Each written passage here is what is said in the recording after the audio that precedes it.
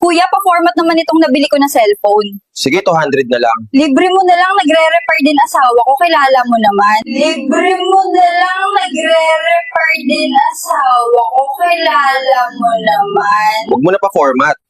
Pare Daniel, vegetarian ka na daw ah. Si Kuya Daniel, laging nagtatanong kung fresh daw ba mga petchay namin.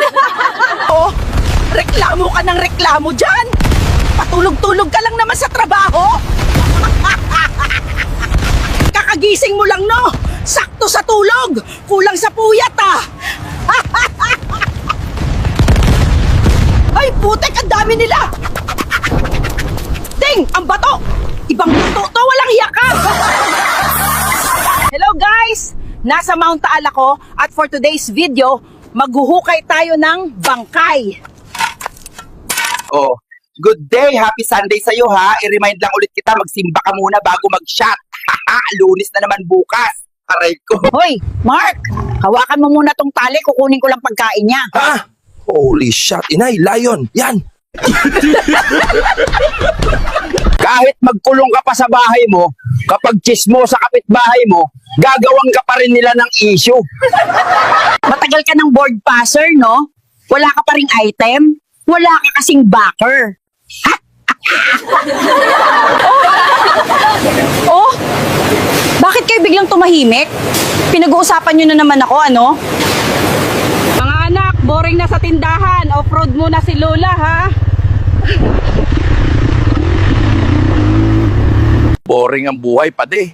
Ano daw kung magkagawad kita sa Disyembre? Sige na, pade, para makuha mo na ang hanap mo. Lolo, ano po ang sikreto sa mahabang buhay? Simple lang. Kailangan mo lang magsalsal 3 hanggang 4 na beses sa isang linggo.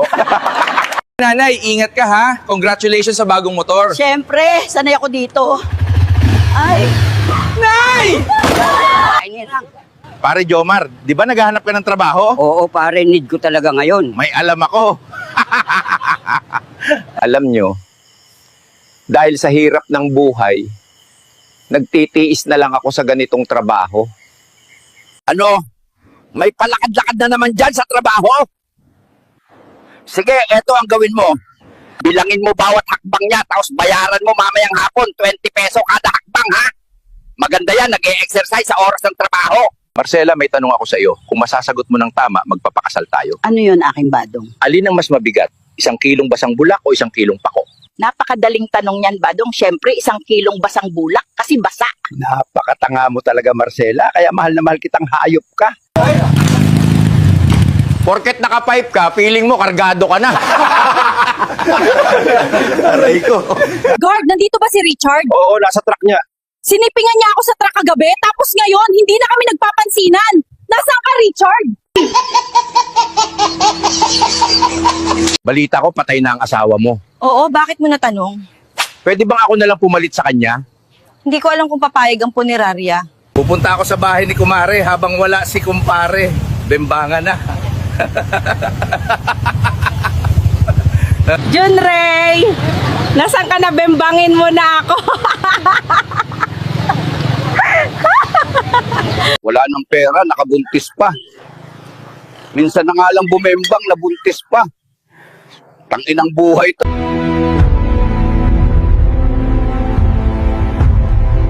Mag-asawa ka na. Naku, Nonoy. Dati akong rider sa palengke. Test ride pala yun. Describe your boss without using bad words. Malakas siyang maka-inspire ng resignations. Totoo naman eh.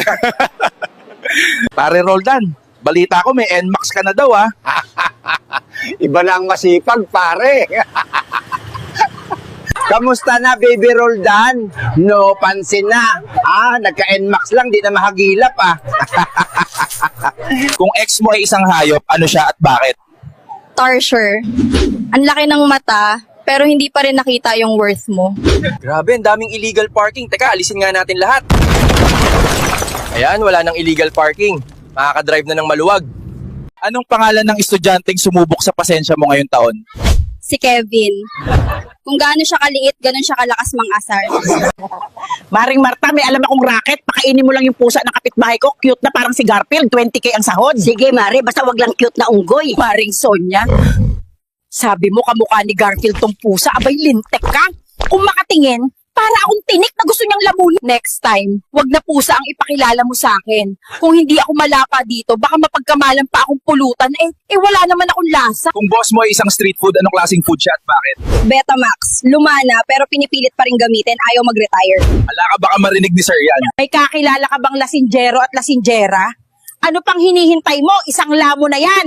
At wag mo nang tubusin. Sir, pwede magtanong? Sige po, ano yun? Kanina pa ako paikot-ikot sa C5.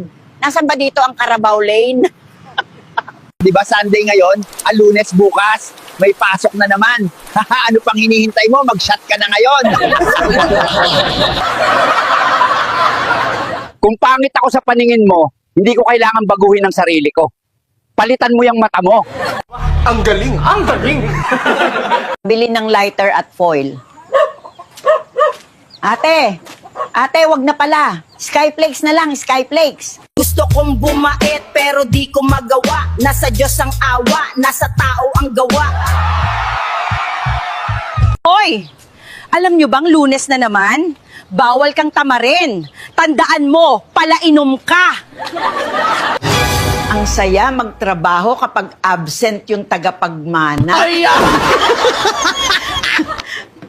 Hi guys, I'm here now with Lapu-Lapu. Nag-deliver lang ako ng parcel niya. iPhone 16 Pro Max yan, gagamitin ko para sa vlog ng laban namin kay Magellan. Ayon sa mga eksperto, ang pag-inom ng alak gabi-gabi ay nakakaganda at nakakapogi. Kaya pala ang ganda ko.